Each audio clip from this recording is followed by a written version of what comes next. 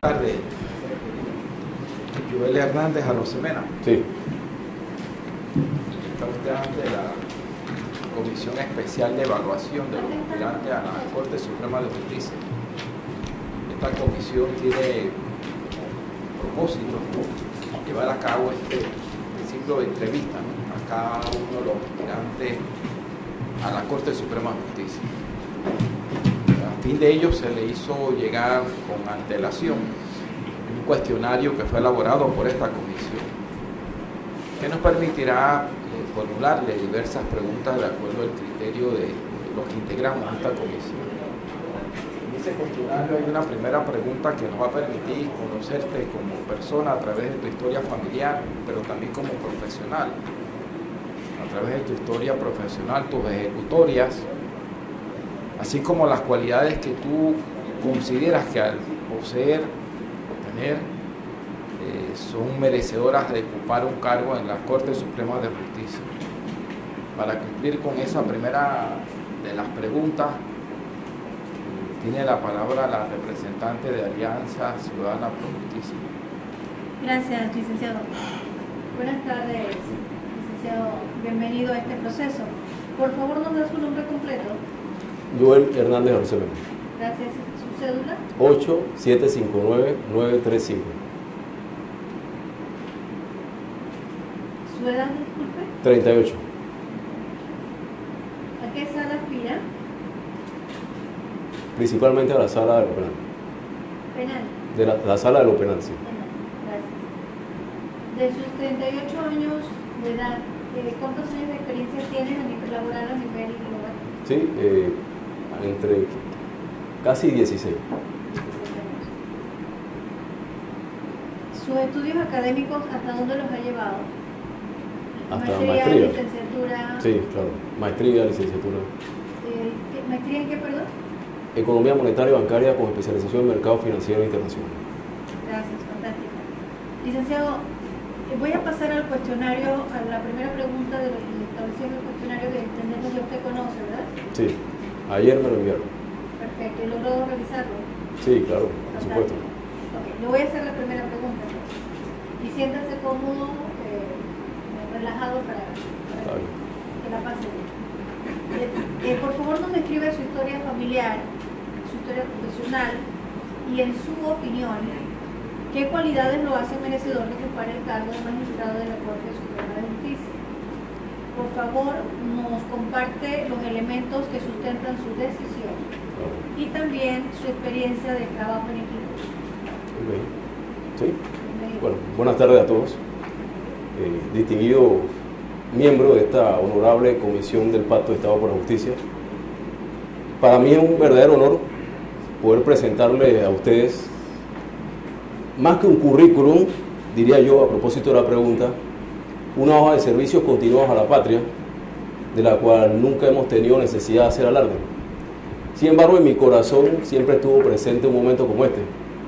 Desde que ingresé a la Facultad de Derecho con apenas 16 años de edad, proveniente del Colegio Javier, donde tuve mi bachillerato en Ciencias, Letras y Filosofía con el cuadro de honor, representé al colegio en las Olimpiadas Nacionales de Matemáticas, recibí la condecoración nacional a los mejores valores humanos y morales que se otorgaban en las distintas escuelas del país, y también la condecoración como brigadier general del Colegio Javier.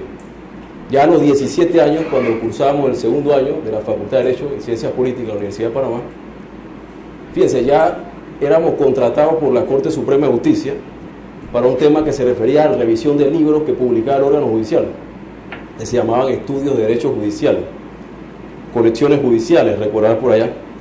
Eran auspiciados por organismos internacionales como el Banco Interamericano de Desarrollo, UNICEF, la Agencia Española de Cooperación Internacional, la USAID. Entonces nosotros nos contrataban para revisar la parte ortográfica, redacción de los libros. Y ahí pues había problemas para el pago mínimo que nos hacían, porque como éramos menores de edad, no se podía hacer contrato de trabajo.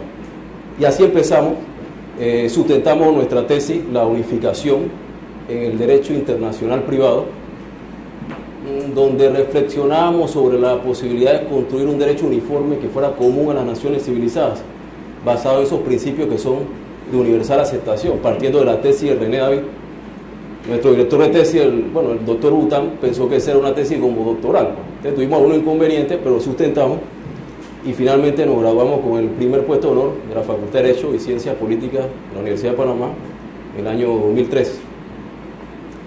Obtuve una beca, decidimos estudiar una especialización en Economía, algo distinto. Fíjense que al principio nuestro ingreso a la Facultad de Economía fue condicional, porque obviamente no teníamos la base de la licenciatura en Economía que le tenían los financistas, los banqueros, los economistas. No obstante, ingresamos, obtuvimos un posgrado en Economía, una maestría en Economía Monetaria y Bancaria con especialización en mercados financieros internacionales, con un índice de 3, ocupando el primer puesto de honor de los programas de maestría de la Facultad de Economía de la Universidad de Panamá. Se nos dio una distinción por ser, hasta ese momento, el único egresado de la Universidad de Panamá y ocupar el primer puesto de honor en 2 facultades distintas. En ese acto de graduación pronunciamos un discurso en la Facultad de Economía, y entre las personas que estaban ahí invitadas, pues había algunas autoridades, y estaba el ministro de Economía de la época, en el año 2007. Le pareció interesante el discurso y entonces nos quiso reconocer, ¿sí?, con un nombramiento en el Ministerio de Economía. Así ingresamos a trabajar en el Ministerio de Economía como asesor en la subsecretaría jurídica. Igualmente nos ofreció una beca para estudiar en Europa, lo recuerdo, igual que otros estudiantes distinguidos. Sin embargo, pues por temas personales, realmente mi hermano estaba enfermo y bueno, moriría unos meses después. Así que nosotros no aceptamos esa beca. Seguimos adelante y pasamos a trabajar en el órgano judicial como asistente del magistrado presidente de la Corte Suprema de Justicia entre los años 2008 y 2009. Fíjese, el presidente de la Corte tenía la visión de transformar la administración de justicia. Entonces nosotros nos ocupamos principalmente de la reforma a la administración de justicia. Tenía aproximadamente como 26 años o 27. Y entre esas muchas ejecutorias que allí tuvimos, recuerdo principalmente la elaboración de un diagnóstico consultivo en 3 partes, nosotros decíamos en 3 tomos, son 3 partes, sobre la situación ética y disciplinaria del órgano judicial. En la primera parte de ese diagnóstico consultivo analizamos todo el marco jurídico preexistente, jurídico y administrativo. Es un conjunto de normas dispersas, ¿no? A veces no tenía una hilación. En la segunda parte planteamos lo que era el análisis cuantitativo, o sea, estadístico. Analizamos todos los procesos disciplinarios que existían en el órgano judicial por jurisdicción, cuántos habían sido resueltos, la mora existente, los resultados, y finalmente nos llevó a formular en la tercera parte, fue un par de meses, 4 meses aproximadamente, el análisis cualitativo de los resultados, y eso lo hicimos en la tercera parte, llevándonos entonces a concluir la necesidad de crear una jurisdicción especial que atendiera los temas de las faltas disciplinarias contra jueces, magistrados, funcionarios. Bueno, con la visión del señor presidente de la Corte Suprema de Justicia de esa época, el año 2008-2009, propusimos entonces la creación del Tribunal Especial de Integridad y Transparencia de la Función Judicial. Todavía recuerdo la palabra del presidente de la Corte aquel sábado, diciendo bueno, que se trataba de una misión nacional, y nosotros tardamos algunos meses en elaborar ese proyecto. Tenía como 27 años aproximadamente. Fíjense, si me permiten decirlo, en la exposición de motivos de ese proyecto, pues no quedó finalmente así, propusimos lo que se conoce, mi teoría de la ecuación de la función judicial, ¿sí?, para vincular un poco el derecho con otra ciencia. Y ahí llegamos a la conclusión de que se trataba de un nuevo paradigma, es decir, recoger todas las normas dispersas, disciplinarias, deberes, responsabilidades, que se encontraban en distintos textos jurídicos, a veces sin armonía, y tratar de encajarlo en una nueva categoría dogmática que nosotros denominamos normas de integridad y transparencia de la función judicial. Es decir, para proteger la excelsitud de la función judicial. Bueno, pasamos del órgano judicial y terminamos en el Ministerio Público. Ahí parece que necesitaban, me dicen, fortalecer la Secretaría de Asuntos Legales, que es la que se encarga de realizar los conceptos del Procurador General de la Nación o la Procuradora General de la Nación en materia de casación, en materia de temas de constitucionalidad. Pasamos por un concurso, un proceso de entrevista y finalmente ¿sí? Nos nombran en la Secretaría de Asuntos Legales y bueno, en pocos meses me convertí, bueno, tengo que decirlo, como un abogado experto en materia de casación penal. Realizamos más de 100 audiencias de casación. Pero no solo eso, hicimos muchas ejecutorias en el Ministerio Público. Entre ellas destaco, pues, y nosotros hicimos análisis de un proyecto que había del Código de Derecho Internacional Privado, proyecto desafortunado, ¿sí? Y nosotros hicimos un análisis crítico en contra de ese proyecto que lo mantuvo detenido durante varios meses. Después lo aprobaron, creo que un mes antes que cambiara el gobierno. Pero la prueba está, y teníamos razón, en que nadie conoce ese código, nadie lo cita, nadie lo usa. No respondía a la codificación nacional. Y así nosotros lo presentamos en un análisis por artículo, que tiene más de 80 páginas. Pero bueno, eso prosperó. Propusimos en el Ministerio Público la creación de un centro de estudio e innovación jurídica y judicial para los ministerios públicos de Centroamérica. Mire, una cosa es lo que dice, una cosa es lo que dice el currículum y otra es cómo fue en la realidad, ¿no? Entonces, por eso hablo de los servicios continuados en favor de la patria. Fíjense, nosotros, a pesar que nos decían que teníamos una tremenda pluma y que éramos de los mejores abogados de casación, Ministerio Público, a veces cuando te comportas con objetividad, tratando de hacer prevalecer la ley, no seguir línea, ¿sí? Ahí, tratar de hacer justicia donde no parece que la hay, pues siempre encuentras tu barrera y tu obstáculo. Una anécdota importante: cuando hubo el cambio de procurador, lo primero que hicieron fue ponerle mi puesto a la procuradora entrante, una anterior que hubo. Bueno, yo fui recogiendo mis cosas hasta que ella hace una llamada, parece, y dice: oye, ahí estaba un licenciado Hernández.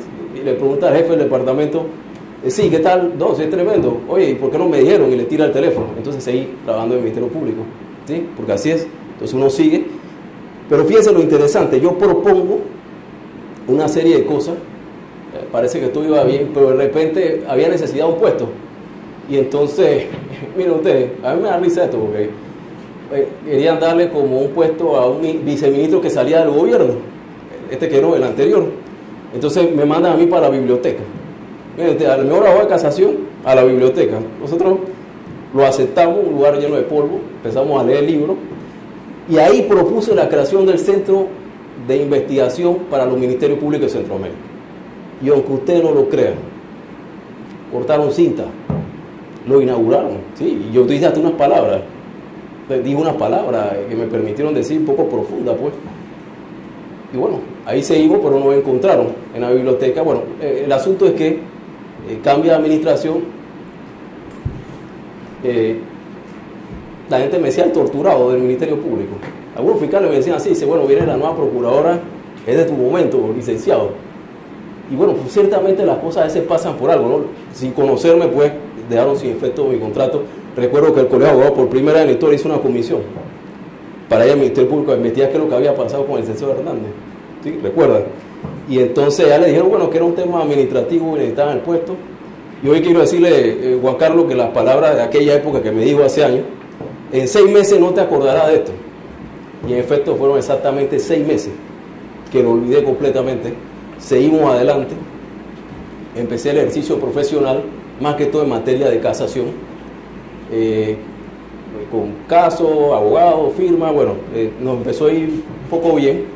Y venía el sistema acusatorio a Panamá, a la provincia de Panamá. Entonces vimos la necesidad de recopilar y analizar toda la jurisprudencia de 2 años sobre el sistema penal acusatorio, de modo que sirviera de ayuda para los nuevos funcionarios que entraban al sistema.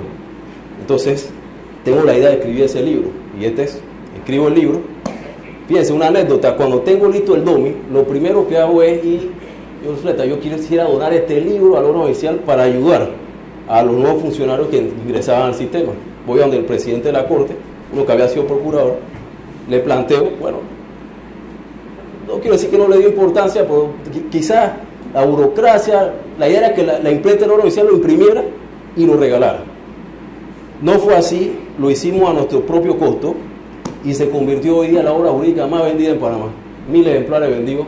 Esta es la reimpresión de la segunda edición. Es la obra que usan los jueces en la audiencia, magistrados, muchos fiscales la compraron, defensores públicos, abogados de Chiriquí hasta Darién. Esa fue nuestra contribución al sistema penal acusatorio. Fíjense, la compró instituciones públicas, entre ellas el Tribunal Electoral, compró un grupo y sé que la usan como norma de consulta en la reforma del proceso penal electoral que están haciendo. Y en una de las presentaciones de este libro, pues, estaba un ministro de Seguridad anterior. Ve el libro, le gusta, compra uno para la institución y entonces nos ofrece un cargo de abogado, asesor del Ministerio de Seguridad Pública. Bueno, una nueva faceta. Nosotros dijimos, bueno, sí, ahí hicimos contribución importante. Después le puedo decir. Después parece que hubo un cambio en el ministerio, cambiaron ministro, votaron a gente y a mí me ofrecen la dirección institucional en asuntos de seguridad pública. Dice, porque quería una persona ética. Porque es un tema de armas, municiones, explosivos, seguridad pública.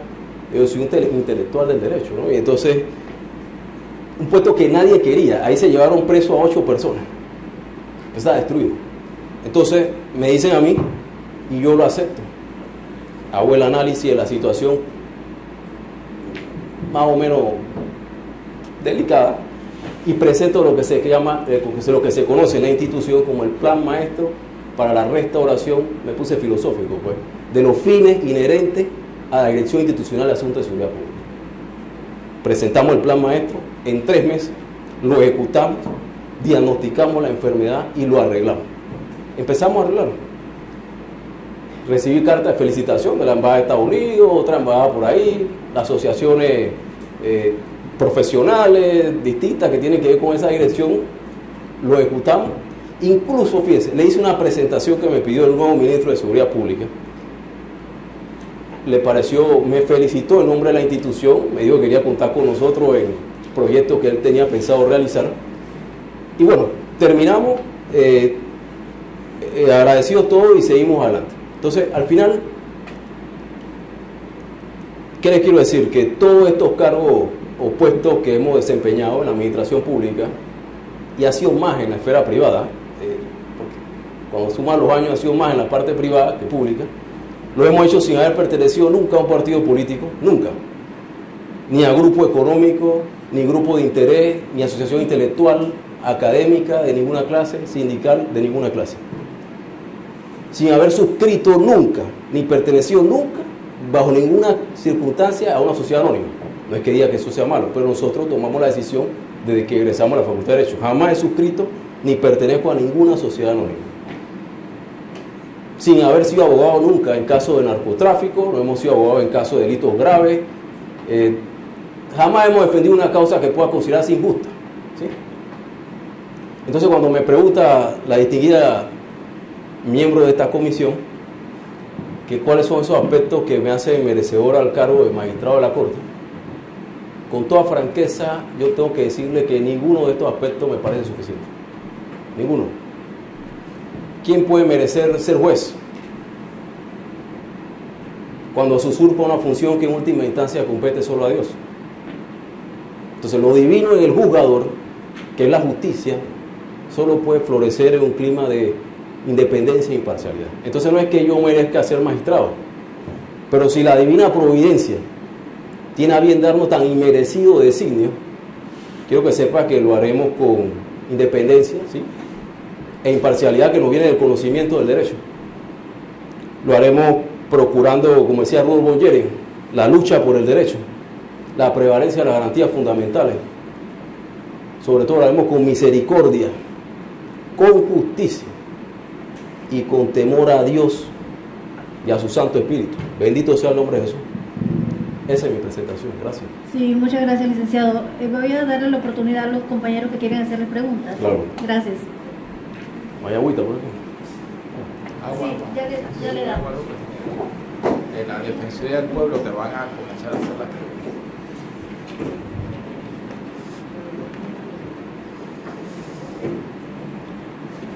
Gracias. Disculpe. Gracias. Buenas tardes, licenciado Joel.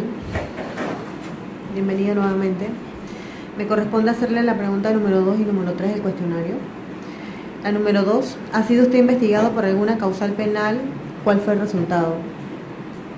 Nunca hemos sido investigados ni ética ni penalmente en ninguna de las instancias que se refieren a las preguntas 2 y 3.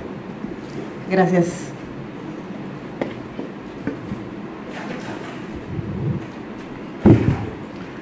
Buenas tardes, licenciado Hernández. Sí, bueno, iba a hacer la pregunta 8 y 13, pero de alguna manera se hizo referencia a la 8 en su primera intervención. Así es que solamente me voy a preguntarme con relación a cuál es su visión sobre sobre el régimen disciplinario aplicable a magistrados de la Corte Suprema de Justicia. Si tiene alguna visión, ¿no? Pero esa pregunta 8 es importante. Pues bueno, Trata sobre la independencia judicial. a lo que se refirió hace un rato cuando hablaba, ¿o quiere extenderla? Ahí vemos.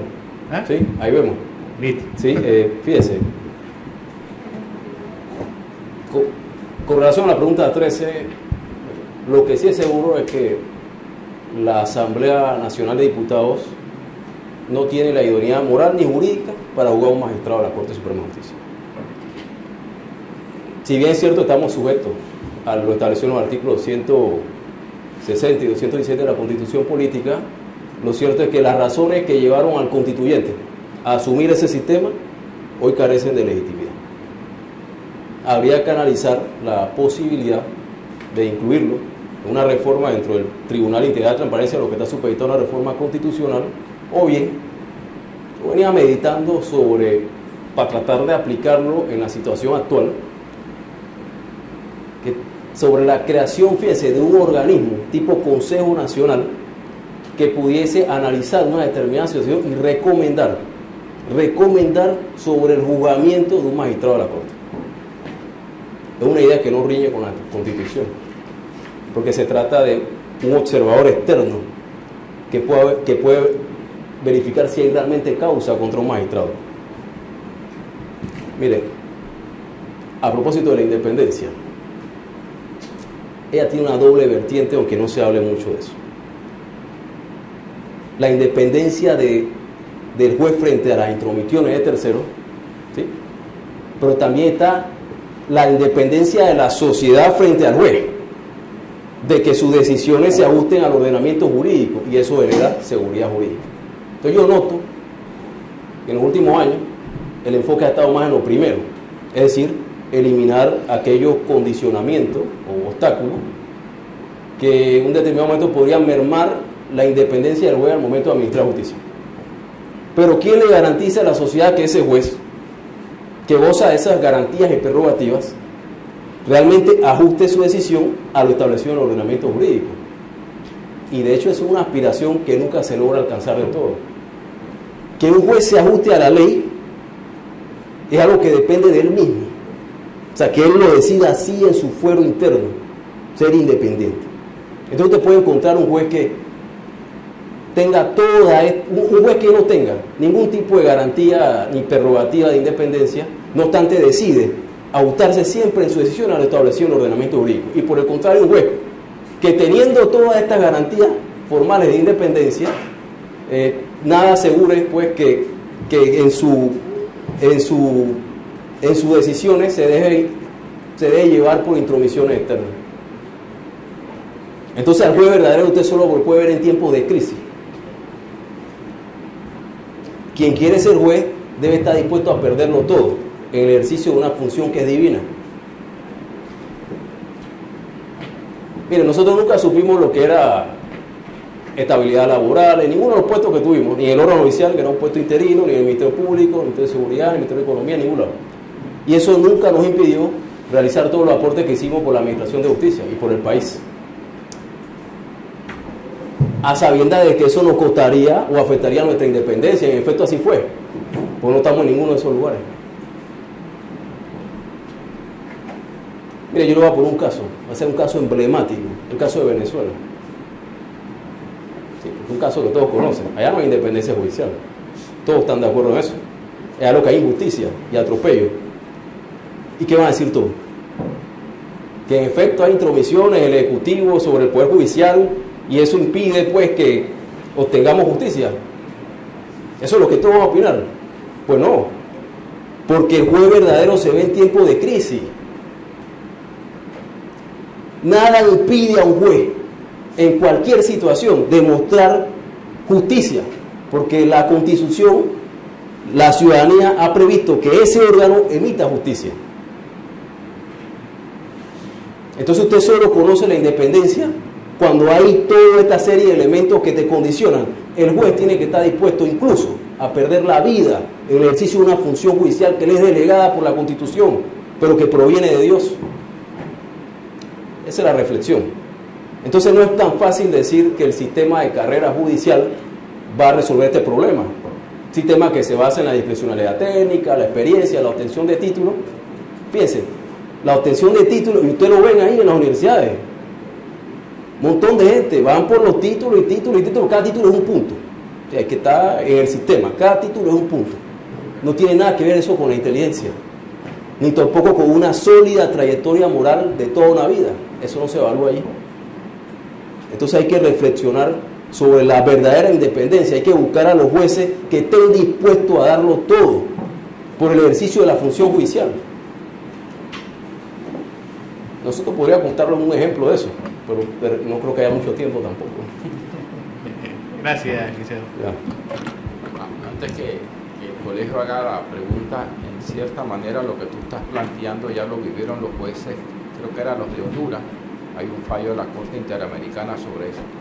Lo digo porque en parte tienes razón lo que estás diciendo, ¿no? Hay un momento de crisis y hubo una serie de jueces que supieron ser jueces, aunque les costó el cargo, pero la Corte Interamericana conoció su causa y ordenó la restitución en casos de crisis. ¿Sí?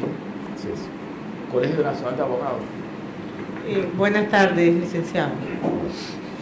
Yo le iba a hacer dos preguntas, pero creo que en su exposición ya nos contestó cuál es su visión sobre si el sistema debe ser transformado, ¿no? Sí. Ya usted ya nos respondió eso. La pregunta sería... Sí, la transformación tiene que ser la restauración moral del órgano judicial, el afianzamiento del derecho, porque esa es la única garantía de verdadera imparcialidad del jugador.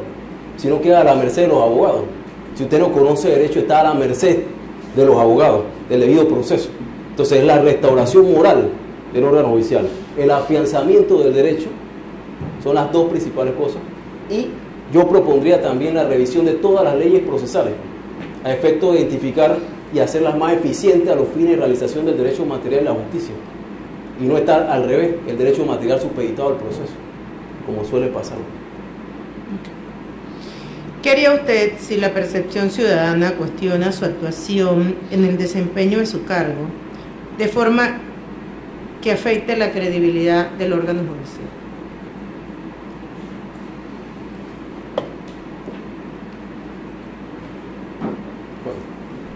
Bueno, yo recordaría siempre las palabras que Cervantes pone en boca de Maese Pedro. Dice: muchacho, no te encumbres, que toda afectación es mala. Que somos servidores públicos, que administramos justicia y nada más. Y que nada sin la opinión del pueblo tiene carácter de soberanía. Saldríamos inmediatamente a dar las explicaciones que correspondan en el foro que corresponda. No se trata de ir constantemente a la televisión a hacer entrevistas, porque eso desluce la magistratura. Pero quizás ahí la creación, fíjese, de una figura de vocero judicial o la facultad de vocería en boca de un magistrado podría ayudar un poco en el tema de la transparencia del órgano judicial. Esa sería la respuesta. Okay. Gracias, ya no tengo más preguntas. ¿Y más?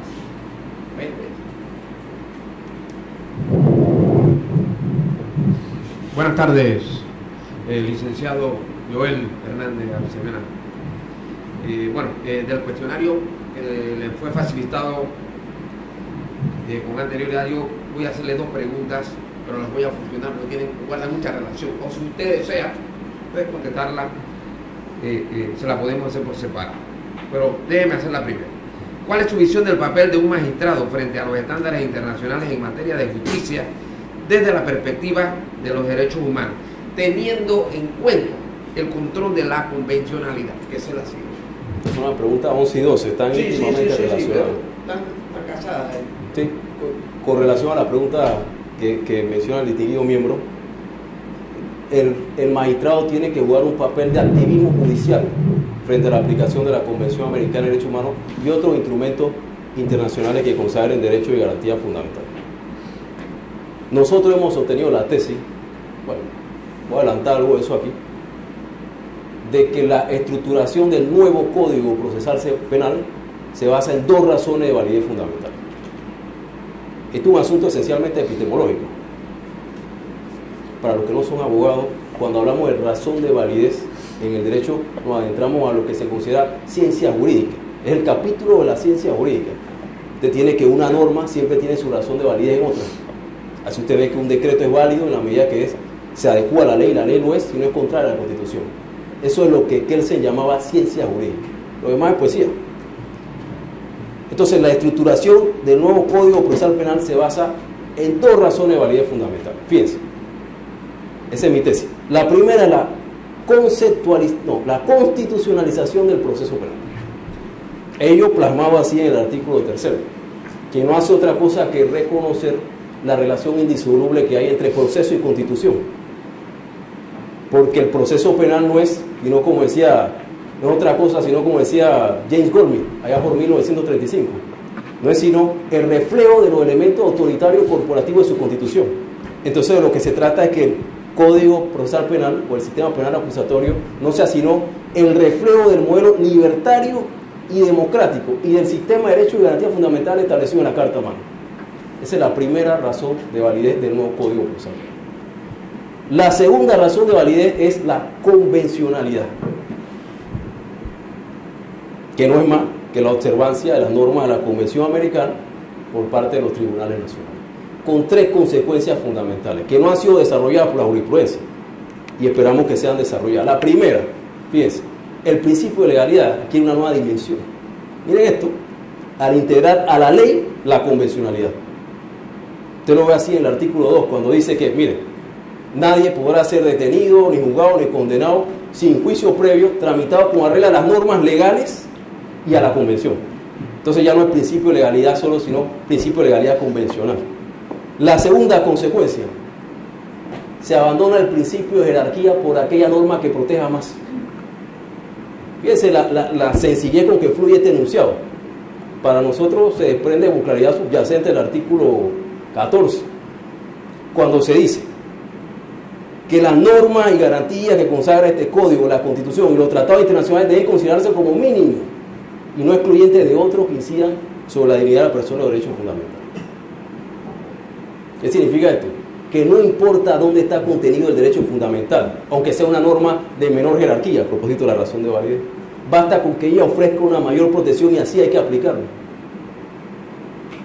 Se abandona el principio de jerarquía. Y la tercera consecuencia de esa razón de validez fundamental, que es la convencionalidad, vendría a ser precisamente, se aspira a un control de convencionalidad difuso.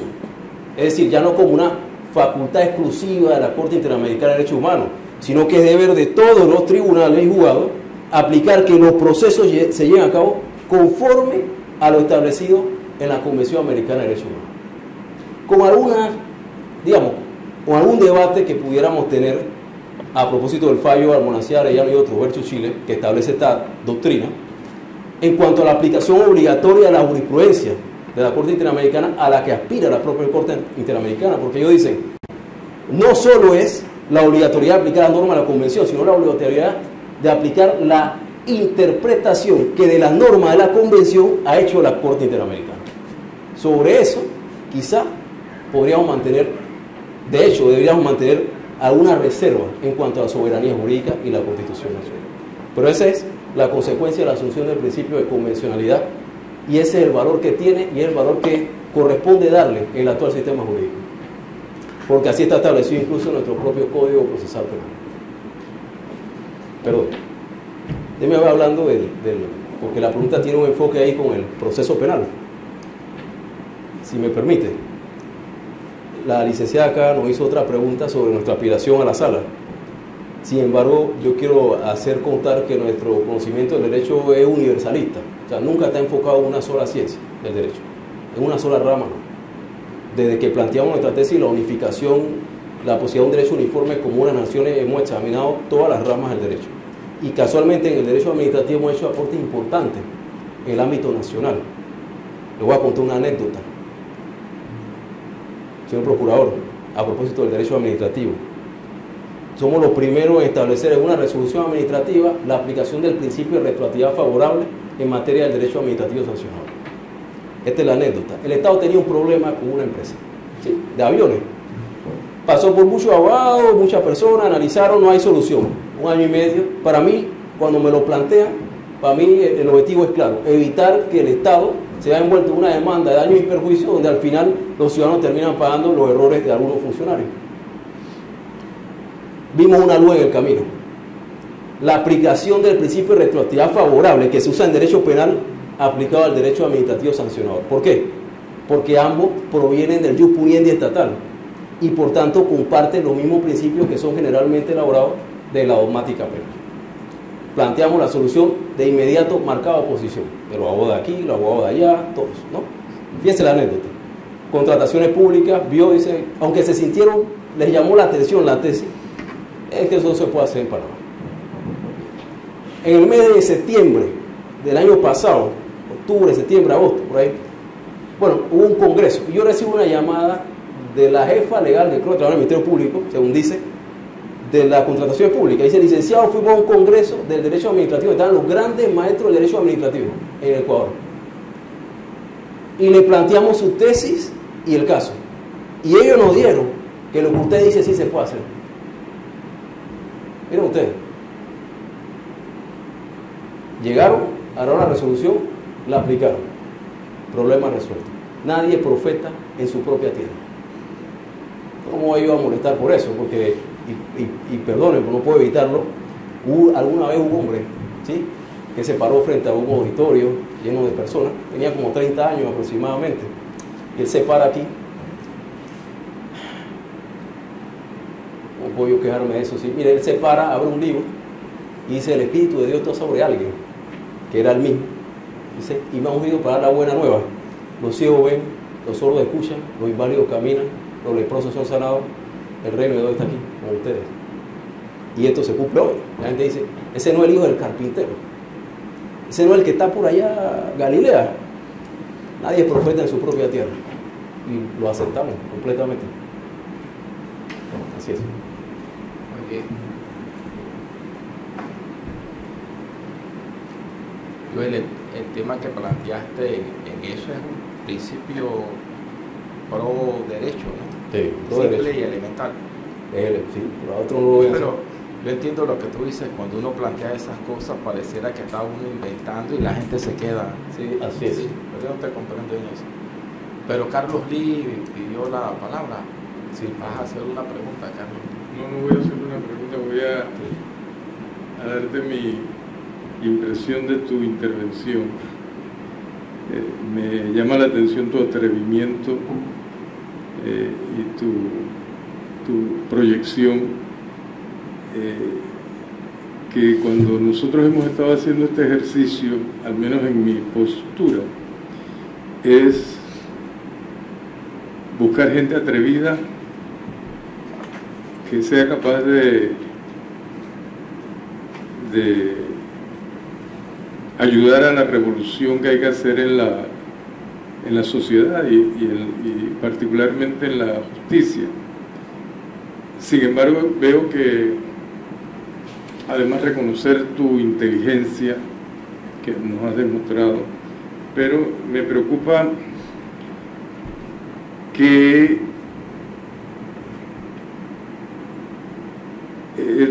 esa misma arrogancia positiva, te estoy hablando, interprétalo como en positivo lo que estoy diciendo, ¿verdad? Imposibilita que alguna gente vea en ti un peligro para poder contribuir a dar un paso porque si la Corte Suprema de Justicia fuera una persona, a lo mejor yo podría decir: aquí tenemos una persona, pero son 9 personas, que son 18. Voy a seguir usando la analogía que dice el magistrado Arrocha: son 18 personas porque son los 9 magistrados con su ego, y que ha imposibilitado un poco dar el paso de entender que es un solo país, es una sola sociedad, es un solo organismo por el cual debemos hacer un trabajo de restaurarlo, ¿no? Y no quería silenciar esa impresión que me has provocado y te la agradezco. Yo a eso, Sí, antes que hable, yo a eso la adiciono algo que ya lo vivimos. Aquí acabo de notar el nombre, Franz Poveda, no sé si te acuerdas. Me parece verte así como tú estás hablando. Voy a reservarme la forma como a veces yo digo un palabrón que no es vulgar, ¿no? Pero aquí me lo voy a reservar. Quizás lo están grabando y alguien va a decir por qué el profesor dice esa palabra. Pero cuando yo escuché a ese señor de aquí de Panamá, Franz Poveda, vino a presentar su aspiración a ser magistrado de la Corte, yo me decía, este señor creo que se equivocó de país, por el planteamiento filosófico que nos hizo aquí, habiendo estudiado Alemania, y va haciendo todo un análisis, y yo digo, es que este señor se equivocó de país. Y yo lo digo por lo que acaba de decir Carlos Lee, ¿no? El conocimiento, la inteligencia tiene que ser atrevida, esa es su naturaleza. Y claro, esos son personas que les resulta difícil en un mundo de esa inteligencia superior poder comprender el mundo en el que vive, y hacen esas exposiciones como las has hecho tú aquí, que nos hemos quedado a escucharte. En cierta manera comprendo, disculpa si lo veo así, un dejo de frustración cuando uno quiere, no, cuando digo frustración lo voy a explicar, ¿sí? Cuando uno siente que uno es una persona íntegra, de principios, ética, quiere hacer lo mejor por su país, y sin embargo te veo que en todos los lugares donde has estado te hacen a un lado, y me imagino que tú te preguntarás, pero ¿qué es lo malo que tendré que hacer para que me tomen en cuenta? Has venido aquí de cierta manera, o por lo menos yo lo he interpretado así, y no quiero decir que sea verdad, o aunque uno no lo quiera reconocer, eso está allí, yo lo percibo así, ¿sí? Es tu oportunidad de estar en una comisión como esta y hacer esa presentación. Aquí has repartido en todos esos escenarios a todos los que se pusieron por delante. La Procuraduría General, tú nunca supiste por qué te sacaron de allí. Ministerio de Seguridad, nunca supiste por qué te sacaron de allí. No, yo renuncié. ¿Cómo? Yo me fui. Sí, pero acuérdate lo que tú me dijiste. Ah, que conversamos unas Sí, semanas antes. Y no es que estoy develando nada de una infidencia, ¿no? O sea, pero, de política ya. Sí, pero vale la pena, ¿no? Vale la pena, y yo comparto la visión de Carlos Lee, que las instituciones, para que puedan avanzar, necesitan de eso. Si no, aquí tenemos una persona que lo vivió y lo sufrió, el doctor Michel, cuando él llega a la Corte a querer que las cosas cambiaran bien por su país, porque cuando tú lo has dicho aquí, cuando uno quiere su país, a uno le duele las cosas que ve, y si las circunstancias de la vida te colocan en una posición que tú sientes que puedes hacer los cambios, tú vas a contribuir a que hagan los cambios. Pero uno se encuentra con todos esos escollos, todos esos obstáculos, pero lo importante es poder seguir, ¿sí? Porque de lo contrario, detenerse es dejarse morir. Sonia. Sí, gracias, Yo con todo permiso. No, yo no quiero decir que los que venimos del interior, precisamente sin contactos, el camino es difícil, pero no es imposible. Y, por ejemplo, yo puedo ver que tienes mucho talento, eres una persona muy inteligente, y apenas estás empezando a crecer. Te falta, ¿no? No pierdas la esperanza, trabaja mucho en ti, todavía no lo sabes todo. Esto es un tema de tiempo, de cómo tú mismo vayas avanzando, cómo tú mismo vas evolucionando.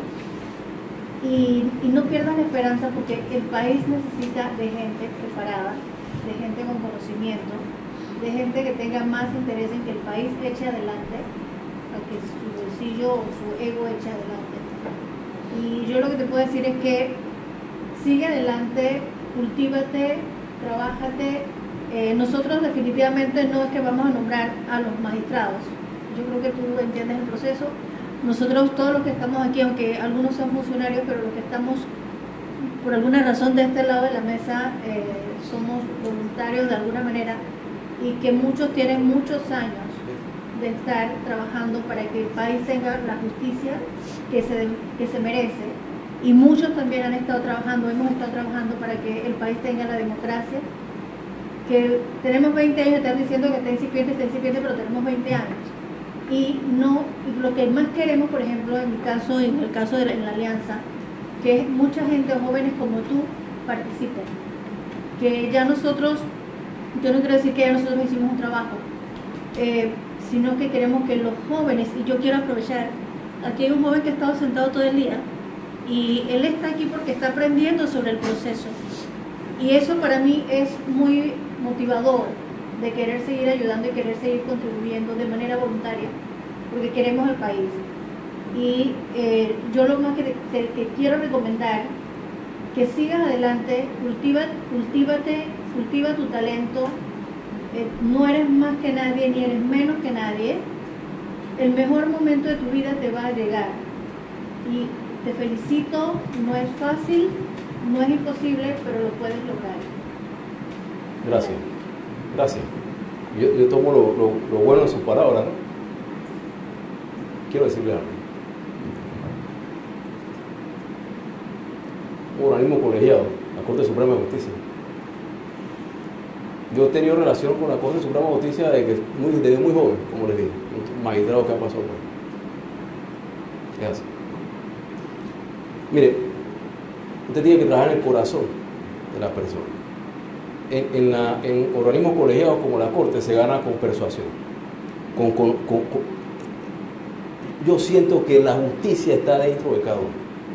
Todos tienen, así como decía San Juan de la Cruz, todos tienen algo de Dios, hasta el hombre más desdichado y malo, todos tienen algo de la justicia, porque justicia y Jesús son la misma cosa. Entonces usted tiene que trabajar en el corazón de la persona. Yo estoy seguro que un organismo colegiado de nueve personas, como la Corte Suprema de Justicia, quien piensa de una determinada manera y escucha a otro, nosotros podríamos influir en su conciencia, en su corazón, en un cambio. Todo el mundo tiene derecho a pensar una forma hoy y pensar una forma distinta mañana. Y solo de esa forma usted obtendrá un cambio. No es cuestión de ego. Ahí está la perdición. Nosotros no, siempre, mire, lo peor que hay es hablar de uno mismo. Y yo siempre lo evito. Yo he conversado con usted, el procurador, de hace mucho, desde que usted iba en la escuela judicial, yo tengo un pelado, los libros que yo revisaba, usted iba por allá, y nadie conoce completamente mi historia. Esta es la primera vez que digo una parte, pero todo el mundo sabía un pedacito, porque nosotros no hacemos hablar de eso, y es lo primero que digo. No está en mí hacer alarde ni nada de las cosas que hemos hecho por el país, por los trabajos que hemos tenido, pero las cosas se deciden en el ámbito espiritual. Es el Señor el que decide dónde está el cambio. De repente usted me ve muy joven. Bueno, yo tengo 38 años, ¿me ven? Quizás. Pero hubo un hombre que tenía 30 y transformó la humanidad. ¿Sí? Quizás ahora uno tiene la fuerza y las ganas. Hay que decir uno las tenga después, porque están las necesidades de la familia, la vida misma. Entonces quiero pedir disculpas si en mi exposición vieron algo aunque él dice que es buena esa del conocimiento, está bien. Lo que nosotros siempre hacemos es tratar de compartir nuestro conocimiento y enseñarle a todas las personas, a todos. Y yo aprendí de mi padre que falleció hace algunos meses, 4 meses. Un hombre muy especial. Mire, mi papá era abogado de los primeros, la idoneidad 117. Fíjense, un hombre excepcional. Y perdonen que le hable a mi padre. Es un hombre excepcional, fíjense. Sustentó su tesis cuando abrieron la universidad después del golpe militar. Miren, fue el presidente de la Junta de Inquilinato, el primero, y creó el Ministerio de Vivienda. Mi mamá era la secretaria y ella taipió. Él hizo la ley, pero nunca lo pusieron. Después lo designan el primer juez nocturno de Panamá. Y después, pasaron muchos años, y el presidente Endara lo nombra primer notario 12º de la República de Panamá. Ya desde antes él venía con una experiencia espiritual mística. Abandonó completamente la profesión por el tema de sus visiones, que alguna parte de la iglesia lo conoce, y entregó su vida 33 años después de aquella visión que tuvo en 1985, que lo cambió todo. Entonces yo todos los valores los aprendí de mi padre, completamente. Por eso digo que cuando escoja un juez, un magistrado, no es cuestión de que la carrera, que los títulos, piense si esa persona está dispuesta a entregar la vida, a darlo todo por el ejercicio de la función judicial. Porque yo hubiese podido actuar distinto en los cargos que tuve. Yo hubiese seguido ahí, estuviese ganando salario alto. No me quedo porque me ha ido bien en el ejercicio.